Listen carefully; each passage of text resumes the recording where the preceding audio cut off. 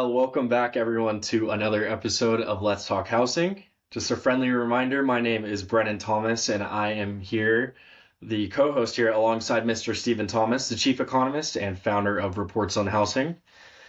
Today we will talk about the current housing market numbers and news, mortgage rates and how they've fluctuated recently.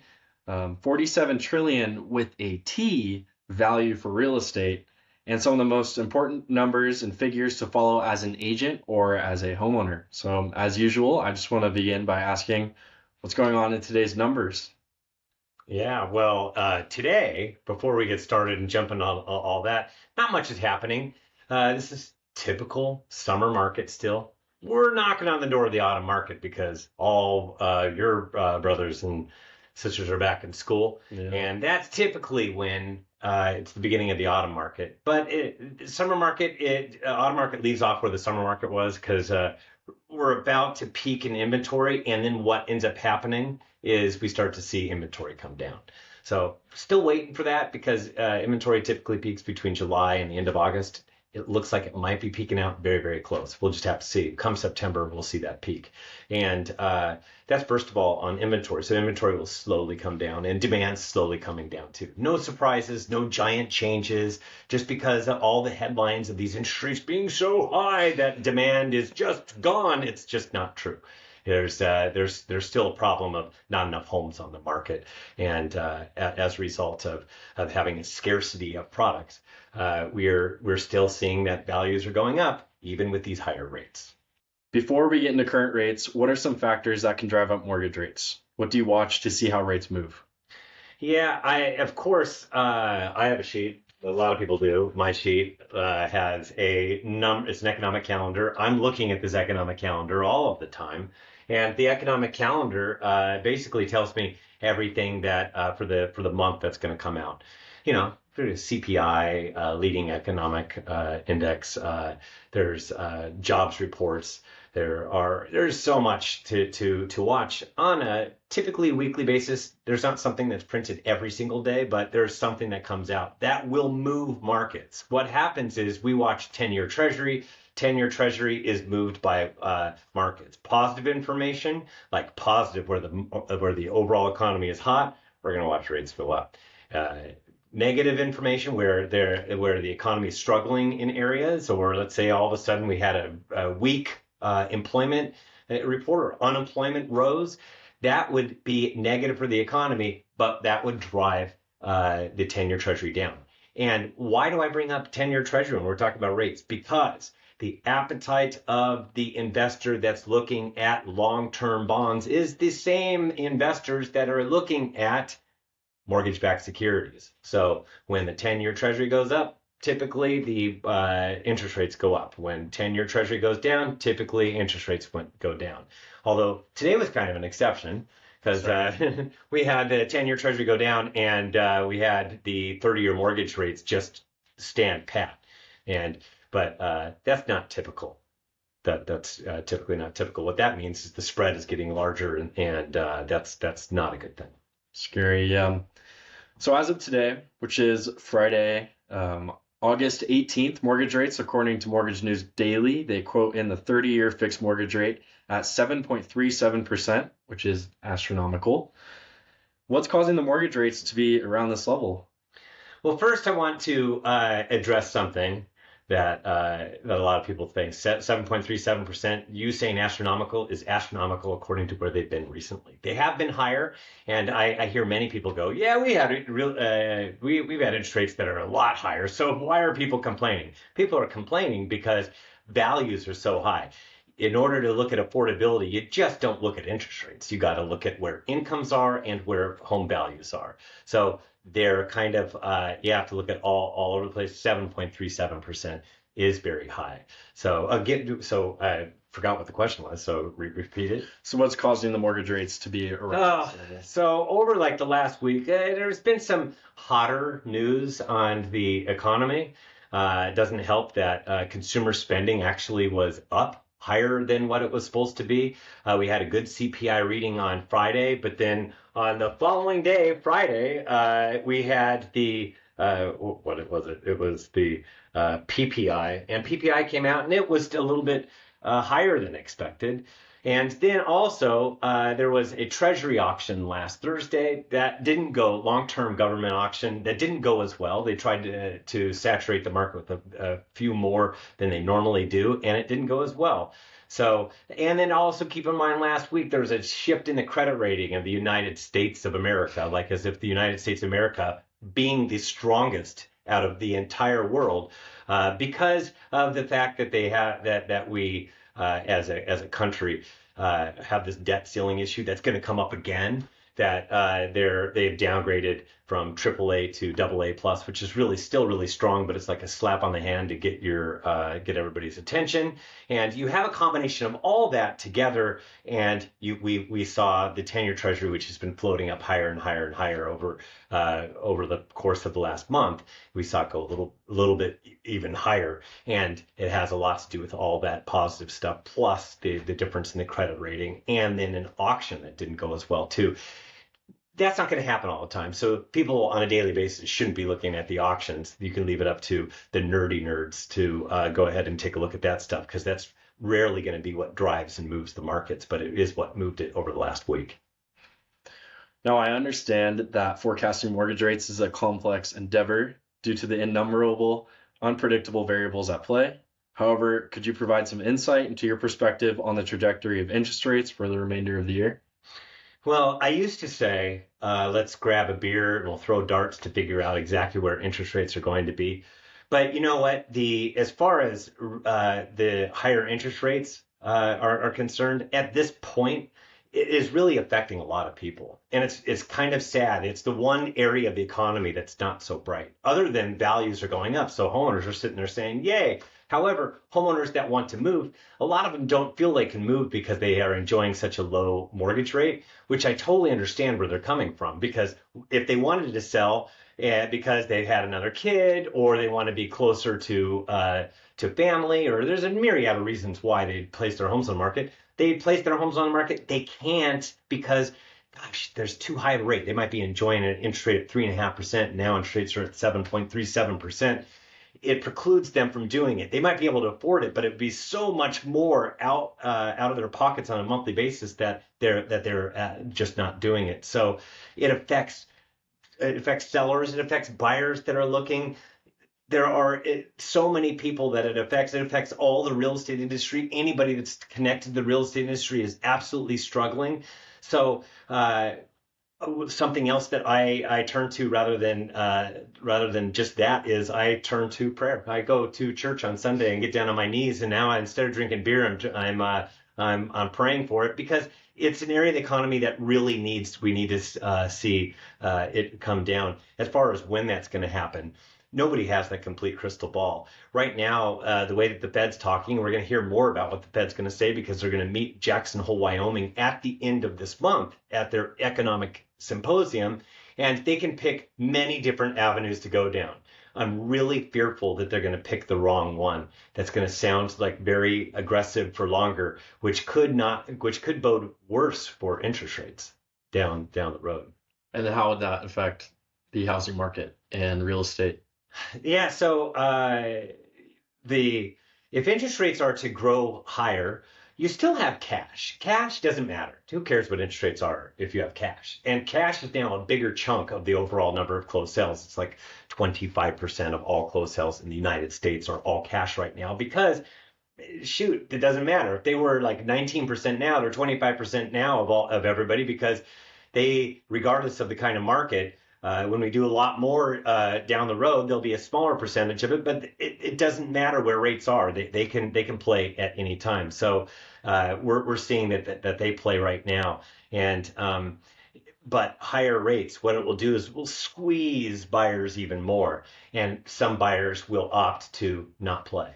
Because when you do the math and you look at where affordability is at in all the markets that we track and across the United States, affordability is really an issue. And when we go from 7.37% towards like 8% that people are talking about, you're just going to see the buyer pool shrink. The flip side of that is, because people think that there's going to be listings, I think we're going to talk about that, is that we're going to get fewer homeowners that place their homes on the market as well. Now, if the Fed did go down that sort of, I guess, a different path talking about more easing or easing out. Would you say that it's possible that interest rates could drop somewhere into the high fives at some point? Or Yeah, not this year. Because we're the firm belief, and Wall Street's all caught up to it. The 10-year treasuries have all caught up to it. The bond markets have caught up to it. Mortgage-backed securities.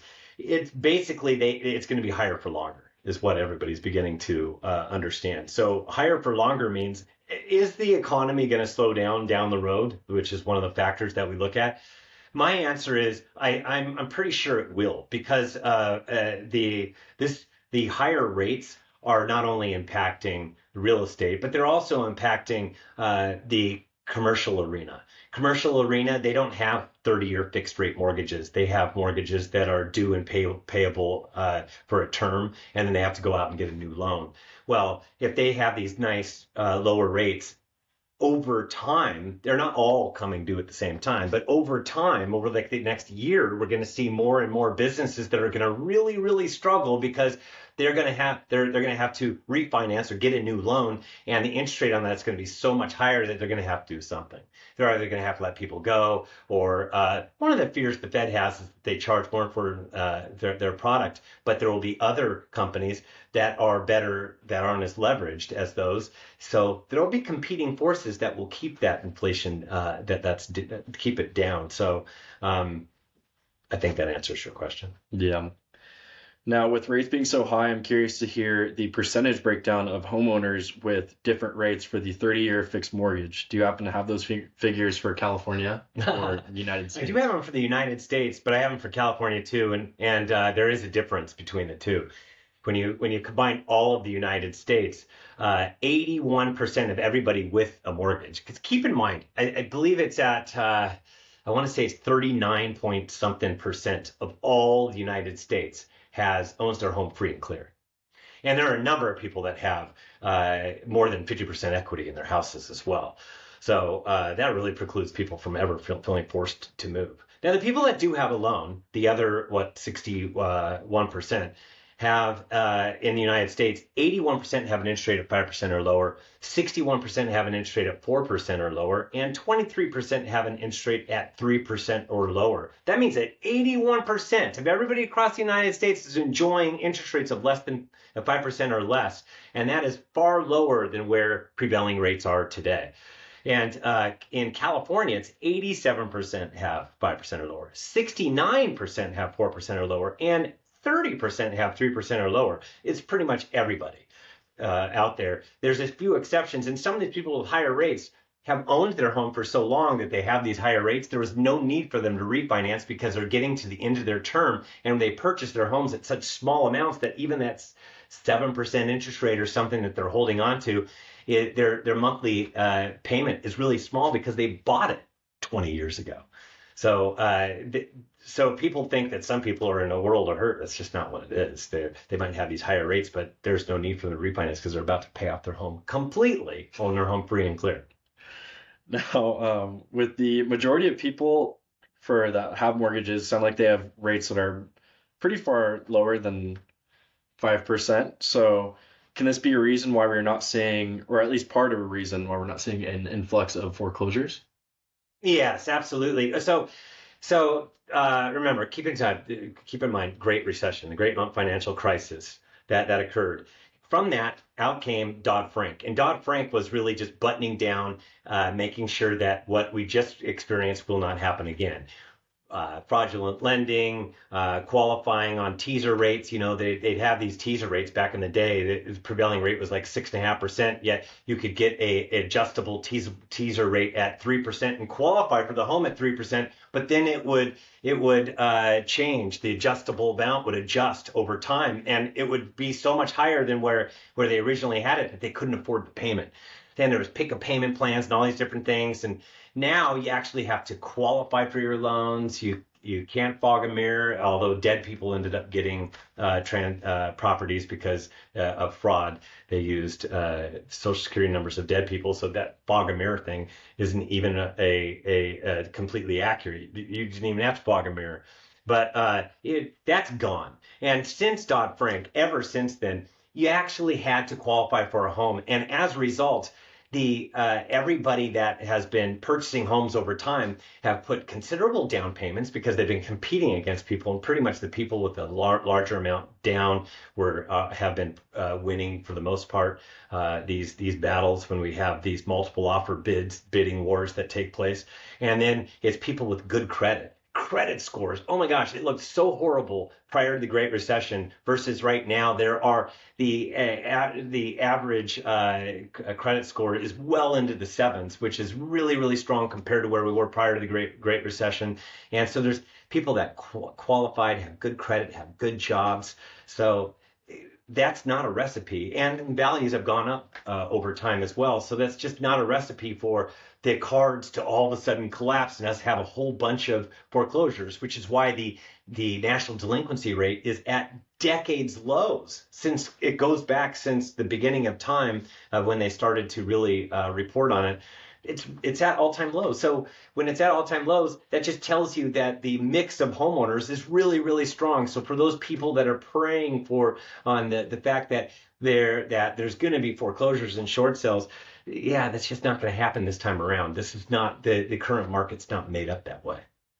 Yeah, you could say that we're, I guess, built differently now. So yeah, exactly. Yeah. Then can the lower rates be at least the lower rates that people have that they've had since a while now with their 30-year fixed mortgage? Could that be a reason why we're seeing less activity in the housing market? Yeah, so because they're locked in these lower rates, less activity. Who cares about the number of foreclosures and short sales we do? Because we still would be doing a boatload of transactions, just like we were prior to the Great Recession. Pretty much, we were doing like a similar amount of closed sales prior to, not the Great Recession, prior to the pandemic. We were doing plenty of sales that it wasn't really changing much. There seemed to be the same numbers that were coming down the pike, as well as the same number of homes that were coming on the market. What it's really impacted are the number of homes that are coming on the market. Mm-hmm. That's been the biggest issue to date that I call it hunkering down. Some people call it golden handcuffs. Some people call it lockdown mortgages. I don't care what you want to call it. I already demonstrated how low these interest rates are. Even if you could afford to do it and you do the math, you go, yeah, I just don't want to do it right now. I'll wait for rates to come down. So the argument is, what if these rates stay the way that they are for a very long time, and this is the new normal? Well, then we're not going to appreciate as much over time, and eventually wages will get up to the point where it will match where present home values are. So, but it's something to continue to watch. But these low rates are keeping people from placing their homes on the market, and it's an absolute issue. It's an issue where I'm looking at it on a monthly basis, and it's not getting any better. It's not getting any better. Same number of people, give and take a few percentage points, and we're talking off. Like in Southern California, it's off by 41% fewer sellers than normal. That's not normal, because the normal, it's the same thing. Same thing comes on every single month, the same number, give or take a percentage or two. It's not now. It's off by like 41%. We've had some months we're off by, in poor San Diego County, they're collectively off by 48% so far this year. Yeah, that's not good. So if rates were to move up or down, which would cause there to be more volume or supply in the housing market? So it depends upon how we break down supply. I'm going to talk about the number of homes coming on the market. That's really what I refer to as this supply flow. I really think that if you want to fix the housing market, that we have to either wait out over time, and eventually values won't go up enough where wages come up where they match. That will take time before values get up to a point where we can absorb where our current mortgage rates are. That's if rates were to go up higher, there is an argument that there will be more homes that come on the market because there will be less demand, and homes will sit and they'll start to aggregate. That's how you build an inventory. We did that in 2013 and 2018. That's where interest rates went up by more than 1% from the start of the year to the end. And what happened those 2 years is we had a significant increase in the inventory. And the inventory typically peaks during the summer. And in those years, it peaked during the fall. And that's because people that would normally go into contract weren't. And because demand had slowed because they were accustomed to a much hotter market and it transitioned to a slower market. And we accumulated more homes on the market. And then we peaked out later on in the year versus the summer. Last year, we were going in that same trajectory. We were actually adding a lot of inventory across the United States and in where we track in the Bay Area and Southern California. We were watching it, and it's petered out because interest rates got so high and so out of bounds that homeowners would have, if they kept on coming on, we would have continued to build the inventory through the fall. But then all of a sudden, because interest rates got so high that homeowners went, nah, I'm not even placing my home on the market. And then what we started to see is that trend, which developed during COVID, but really became a problem last year and became a gigantic issue this year, is we had fewer and fewer homes coming on the market, and it stopped over the summers when we peaked like normal. And we shouldn't have peaked. We should have continued to go. We had absorbed the shock of going from this extremely hot, rapid market to the market that we were of higher interest rates, and everybody absorbed it. Now, if we were to go from the 7% to 8%, people think that we can add inventory. It's not going to happen. Instead, we're going to see inventory. We're going to see fewer homes come on the market. And yes, demand will diminish. Cash will become a larger percentage of it. We'll just be doing even fewer transactions. We'll have to watch it because I really don't think that we're going to get that much ride up in inventory. We're about to peak out, and you can actually see it in the numbers. Hopefully, if that's the case and we do go higher, I do hope that we get more inventory from it. I hope that I'm wrong in everything that we're looking at, which is contrary to what some other economists are thinking. But I hope I'm wrong. But I really feel strongly about this. The only way that we're going to really add a great number of homes on the market to and homeowners is by watching rates drop. And once they drop down towards 6% and below, which they definitely could, then we're actually going to see that dial. Not a flood of homes coming on the market, but there are a lot of people that are sitting that want to sell, but they have been stuck. But once interest rates get below 6%, a lot of people are going to can't wait any longer. They're going to do it. And that's where we're going to see the big change. With such high rates and strong demand and diminished supply, home values have been bound to rise under these conditions. I personally have seen many articles highlighting the $47 trillion U.S. housing market value. What is your take on these headlines? Is this a good, normal, or a bad thing? Or well, over time, when you look at this graphic, values of homes go up. Period. We have inflation also, inflation adjusted. So you should be looking at inflation as well, because in real terms, right now, the value of homes is going up near where inflation's at. So really, at the end of the day, it's like net zero because of inflation. So, but I really think that that kind of a headline is it's just something that sells. Because people think that housing is getting out of bounds. It shouldn't be behaving this way. And this will feed into the argument of it's just too high, it's too much, it's got to crash. And this just everybody that is attached to the crash thesis, those YouTubers, and there's different publications, I won't even name them, that come out with articles all the time talking about different areas of the market that should crash. One of them, a big giant firm out of New York, talked about how San Diego was supposed to be one of the top 4 places in the United States that was supposed to crash the most. Guess which of all of the areas that we track, guess which one is appreciated the most? San Diego County. So you just have to be careful what you listen to, all the different headlines. That's just a headline thing, and a lot of people are going to use it against the United States housing market and say that we're going to crash. Mm-hmm. So then obviously there's so much happening in the real estate industry and economy in general every week now. My question to you is, what are the most important numbers or figures for a real estate agent to follow? Yeah, on a daily basis, I really do feel that you should watch the 10-year Treasury. Watch the 10-year Treasury, see what it does. And as the 10-year Treasury goes up, that means interest rates go in the wrong direction. As interest rates go down, interest rates go in the wrong direction. But pay attention to other things, big headlines like CPI. When CPI comes out, that's bigger than PPI. But when CPI, that's just consumer price index. If all of a sudden inflation were to come down less, you can actually go on to CNBC and you could watch a YouTube of CNBC, make the announcement. But typically when CPI is out, it's on the front page of CNBC.com, and you can click on it and read the article about what it's done.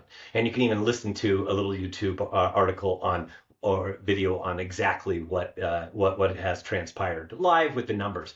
CPI is one of those that you follow. Jobs is another big one. We should be looking at. Those are the couple that you should follow. Leave it to the rest of the experts to follow the myriad of other economics, all the charts and data that's coming through, because there's a lot that goes into play, which then just feeds into what happens with the 10-year. If you watch the 10-year, you'll be pretty comfortable as to where things go, and you'll kind of get a read of where things have been, where they are today, and where they might be going in the future.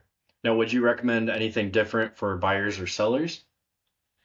No, it would be that's where the real estate population can come in to make sure that they're doing such a great service that everybody understands kind of where rates are at today, where they have been.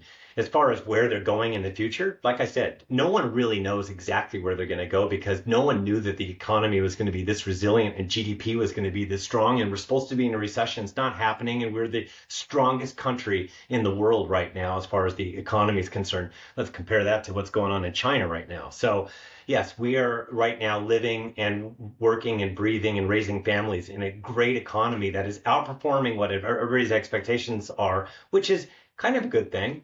But it's something to just continue to be mindful of. Watch what's going on with the economy. If the economy starts to sour a little bit, know that that's good for rates, and that will bode well for activity, more homes coming on the market, and demand increasing as well.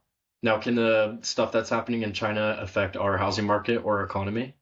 Not so much. I mean, there could be some residual, but not as big. I mean, you're going to see the big headlines of different things that's going on, like the one big firm that just filed for BK.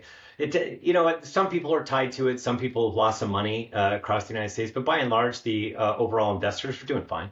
And it's been a good year for anybody that's been an investor. It's been a lot stronger than what they anticipated. So it's not going to have a big, giant, sweeping effect on our economy. Our economy is really resilient and really strong. Awesome. Well, now I want to steer into a question that we received from one of our podcast listeners. And the question is, will you say that it may be a better time to buy towards the end of 2023 or a different time? That's interesting. Because of my strong feeling that it's a good time to purchase, I'd be looking now. And people are going, why do you think it's a good time to purchase? Interest rates are so high. And that's because my issue is that eventually rates will come down. And in the anticipation now, everybody's massaged their interest rate thesis, thinking that it was supposed to be in the fives by the time we got to the end of this year. And now it's pushed off to, it will have like average 6% for next year, where we start off in the sixes and maybe come down to the upper fives. So it's not going to come down as much as what people thought before. But as interest rates float down, it's going to bode well for demand. Demands will improve. There will be more homes that come on the market, no flood. So we'll do more transactions. However, they'll mainly be under contract. So the overall inventory is still going to be really limited. Just down the road, when demand increases, now what you're facing is our values going up faster, more people all clamoring to purchase the same properties because inventory will still be small of what's available. A lot of stuff under contract, but you can't do much about that because there are more buyers in the pool. So the sooner you get in, the better. The only exception to this is our values are going up is purchasing down. But like if you're going to sell your $1.2 million house and go purchase a little $700,000 townhome, remember, I'm in California for all those people who are going, what is he talking about? But you make that move. Well, then you know what? I probably sit in my house a little bit longer while things are appreciating and wait for demand for my values to go up even, and then cash in when it's appropriate. But only a family knows what's most important and appropriate timing-wise for them. Yeah. Well, thank you. And thank you, everyone, for tuning into another episode of Let's Talk Housing. Now, if you want to learn more about what the heck is going on in the real estate industry across Southern California or in the Bay Area, feel free to check out our YouTube or subscribe today. at reportsonhousing.com. If you sign up today, we will give you 1 month free if you sign up using the code CRAZY, because that's a fair way to describe today. Please leave a good review, and if you have any questions, feel free to post it to our social media, or you can even email me at info@reportsonhousing.com. We will see you soon, and have a great rest of your day. Thank you.